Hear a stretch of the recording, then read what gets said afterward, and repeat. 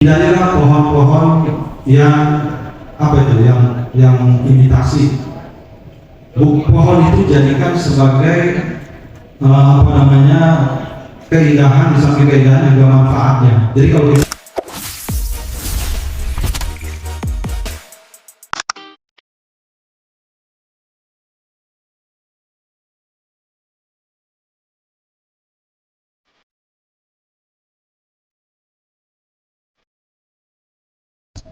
kita justru di sini banyak memberikan kontribusi pohon-pohon.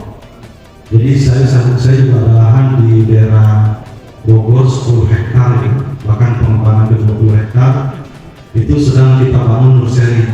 Nursery itu artinya pembibitan pohon-pohon, baik itu pohon hias maupun juga pohon-pohon peneduh. Jadi ada hampir 20 hektar kita sedang garap di sana, dan tentunya juga kita memberdayakan banyak masyarakat yang memberikan inspirasi untuk bisa menanam pohon. Jadi kalau ada masyarakat yang menanam pohon kembang ya sesuai spek segala macam, dapat kepada pohon nanti saya lihat. Artinya untuk kebutuhan apa?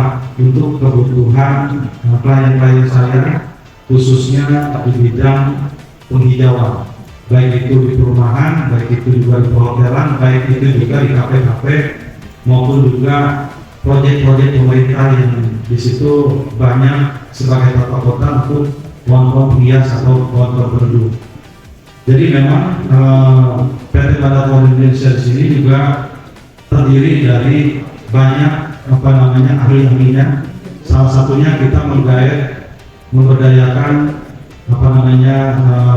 para ahli dari ITB, jadi yang ahli tanaman, juga dokter-dokter tanaman, bagaimana merawat tanaman ini supaya lebih subur, dan juga apabila ada hama, itu kita juga sudah membuat riset bagaimana supaya tetap subur, dan tentunya ada obat-obatnya yang telah diciptakan oleh dokter-dokter tanaman kita, dan juga pengembangan semua dari ahli-ahli pertanian yang ada kita rekrut di IPB. Saat ini kita banyak yang sudah kita rekrut dari sarjana-sarjana pertanian, dan juga tentunya ini akan menjadi gerakan-gerakan yang bisa mengembalikan kesadaran terhadap penghijauannya. Untuk sebagai bisnis gitu ya, dampak bisnisnya, target bisnisnya. Jadi target bisnis itu artinya gini, di mana bahwa pohon ini target bisnisnya adalah satu rumah-rumahan. Bagaimana mereka bisa membeli pohonan-pohonan yang lebih berkualitas, dan juga bisa menanamnya di rumah, baik itu pohon peneduh maupun juga pohon hias, dan juga pengembang properti perumahan-perumahan ini seperti Sumoreko, Lipo, dan lain, yang mana sudah bekerja sama dengan kita. Bahkan tempat-tempat wisata juga kita ada di Medan, dan juga kemarin kita juga dari Riau, dan juga ada di Semarang. Itu alhamdulillah semuanya datang ke kita. Ini responnya sangat luar biasa sekali pada Pohon Indonesia. Jadi banyak klien yang minta kita, bahkan sampai orderan dan survei ke lokasi aja kita sampai kewalahan. Jadi ternyata memang masyarakat kita ini dengan adanya seperti ini sangat resah juga, dan minta solusi kepada kita bagaimana menanam tanaman atau taman yang estetik. Betul, estetik. Nah, makanya itu yang saya bilang tadi, di sini kita ada desain arsitek riset di kantor kita itu ada, memang kita spesifikkan untuk menata sesuai daripada kemajuan zaman, atau kalau kata sekarang itu yang kekinian. Hindarilah pohon-pohon yang yang imitasi. Pohon itu jadikan sebagai keindahan, di samping keindahan juga manfaatnya. Jadi kalau kita lakukan meditasi, bagaimana dia bisa menyerap udara dan bisa membuat kesegaran buat kita.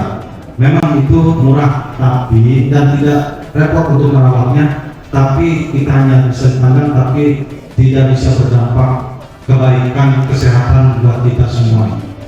Jadi target bisnisnya adalah di samping itu ya perhotelan, tempat wisata, dan juga bagaimana juga saya walaupun ada target bisnis, bagaimana juga masyarakat bisa ikut andil menjadi pelaku bisnisnya untuk menjual pohonan.